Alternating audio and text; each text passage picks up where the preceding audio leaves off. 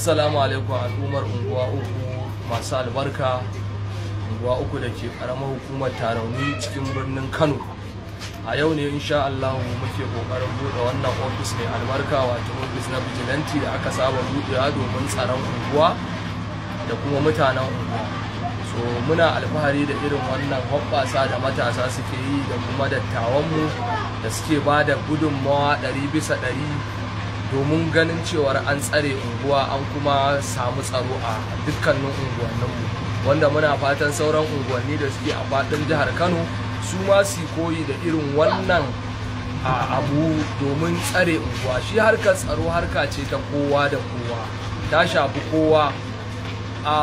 Da na ce harkar tsaro ta shafi kowa ba wai ina nufin kowa ya zama jami'in tsaro ba, a'a ka taimaka wa jami'an tsaro wajen gudanar da harkar tsaro. Irin wayannan ofisoshin da kuke gani na vigilante su ne za su taimakawa, tunda su suka fi kusa da 'yan unguwa, wanda da an samu wani kalubale ko wani matsala ta wani abu na rashin tsaro za a yi gaggawar sanar da su kuma su gaggawar sanar da jami'an tsaro na 'yan sanda da kuma DSS, wanda insha Allah muna sa rai Allah dai ya kawo mana tsaro da zaman lafiya a jihar Kano da ma Najeriya baki daya. Sannan ina ƙara jan hankalin matasa 'yan uwana da su tsaya tsayin daka su yi rayuwa mai kyau, domin harkar shaye-shaye da harkar sace-sacen waya da ake yi a wannan unguwanni namu da kuma jihar Kano, muna fatan matasa za su ba da haɗin kai, domin wannan ba za ta kai mu ga tudun mun tsira ba.